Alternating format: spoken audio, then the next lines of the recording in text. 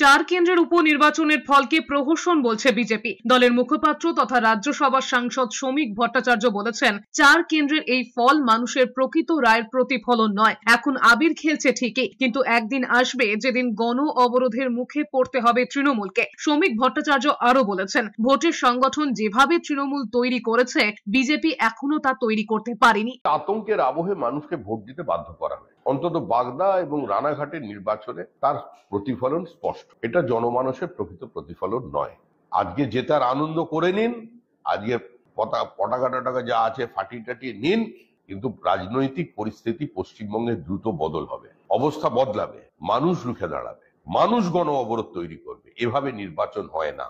অন্যদিকে ভোটের দিন থেকেই ছাপ্পার অভিযোগ তুলেছিলেন কল্যাণ চৌবে। ফল প্রকাশের পর সেই অবস্থানেই রইলেন তিনি। কল্যাণ চৌবে বলেছেন, মানিকতলায় ছাপ্পার ভোট হয়েছে, একটি বুথে 679টি ভোট পড়েছে, তার মধ্যে 3টি মাত্র ভোট পেয়েছে বিজেপি। একটা দল 95% ভোট পেয়েছে। এটা গণতন্ত্রের জন্য দুশ্চিন্তার বিষয়।